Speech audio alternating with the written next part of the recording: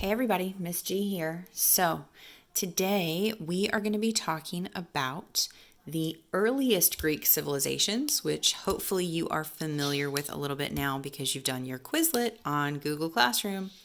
So, we are going to be talking about the first three groups of people to settle and live in ancient Greece, the Minoans, the Mycenaeans, and the Dorians.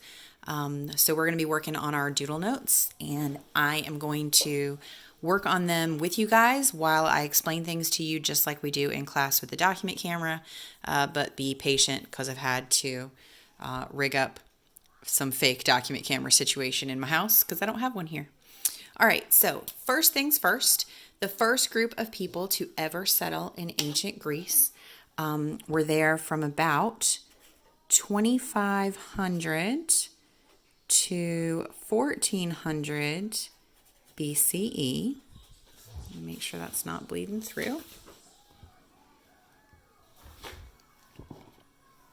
So the Minoans were there from 2500 to about 1400 BCE. Like we said, they were called the Minoans. And they lived on the Mediterranean island of Crete. So that's that really kind of big, long island that we did on the front of our maps. I don't have our maps here with me because they are at school, but I do have the one that comes in the PowerPoint. So I can take you over there and show you that this is Crete down here, and this is where the Minoan civilization was. By the way, guys, I meant to say at the beginning of this video, if you do not have your doodle notes with you because you've left your binder at school, or if you are joining us from another class and you don't have a copy of this, it is on the Google Classroom page. So if you've got access to a printer, you can print it out, or if not, you can just make your own doodle notes. You can write down the information and maybe add some pictures to go with it yourself while we are working. The nice thing about this is that since it's a video, you can pause it and move at whatever pace you need to. So let's talk about when they found the Minoans. In 1900, so just a little bit over 100 years ago, is the first time that we knew about these guys. Evidence of the Minoan settlements was discovered in the city of Knossos. Remember that city-state that we put on our maps on Crete, on the northern side of Crete, by an archaeologist named Arthur Evans. You don't really need to know his name, but it's on the notes, so we're going to fill it in. One cool thing that we recognize the Minoans for that was pretty impressive for their time is their artwork. And Evans discovered these really colorful things called frescoes, which were paintings made out of wet plaster. I'm going to take you and show you some now. Right, so these are some images of some original Greek Minoan frescoes.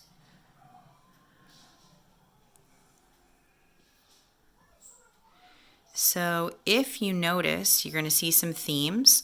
Obviously, these guys, we know that they didn't have a lot of agriculture because the soil was so rocky, but they must have had a surplus from trade because they had free time, because you can see here they've got time to invent and play musical instruments. This seems to be some type of sporting event, so they definitely had some free time on their hands, which they could have only had if they had a surplus of resources.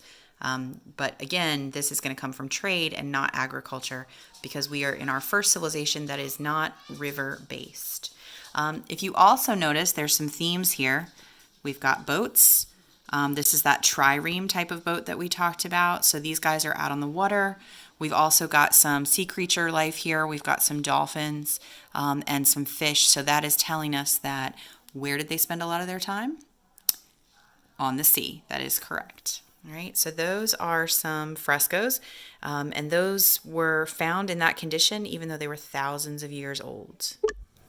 So in addition to these very colorful frescoes, they also found some clay tablets like they were writing on in Mesopotamia. And they also found some figures or statues that were carved from bronze, gold, and stone.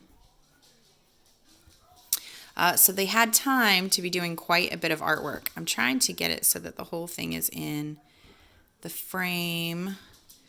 I'm going to give you guys just a second to work on catching up those notes if you were not quite caught up on them. Sorry about that.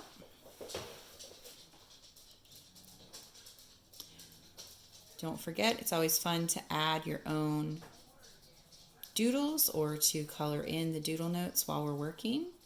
If you are caught up and waiting for me to move to the next section, or after we're done. It's a little bit different than when we're in class because we're not waiting for everybody else in the room to be finished if we are working a little bit faster.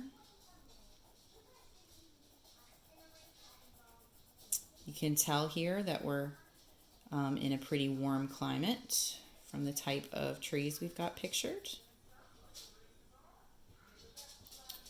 If you are not in Miss Garrett's class and you're joining us from another class, I will have another post up that goes over the geography of Greece on the first 2 pages of these notes, because my class has already done that before we started the corona apocalypse here and couldn't be in school.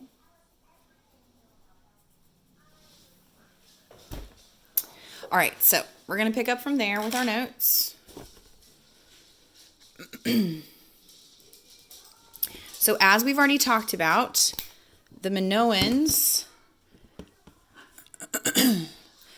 were not dependent on agriculture because the land in Greece did not allow them to have a lot of agriculture and fertile soils. So they made their living off of sea trade. They did have some crops and some products, so they made their living from sea trade by exporting wine, honey, and olive oil to Cyprus, Canaan, Mesopotamia, and Egypt's Old Kingdom. So we can see that these guys are interacting with some of the civilizations that we have already studied. And by 2000 BCE, so only 500 years after they first settled, the Minoans were already dominating. They dominated the Eastern Mediterranean sea trade at the time. And part of that was because they were forced to become really good sailors right away because they didn't have the resources they needed. So they had to find a way to travel and to trade. So around 1628 BCE is when things started to go badly for the Minoans, because even though they were a very strong civilization and they had a lot of money and power, they can't fight nature. And a tidal wave caused by a nearby volcano wiped out many of the coastal communities, which was where they did a lot of their trading. So trading is something that was damaged by that tidal wave, so that's going to really hurt their civilization. And by just over 200 years later, their civilization had become so weak that they were able to be dominated by the next rising stars of ancient Greece, the Mycenaeans or the Mycenaeans. You'll hear it pronounced both ways. And stay tuned to find out what those guys are all about.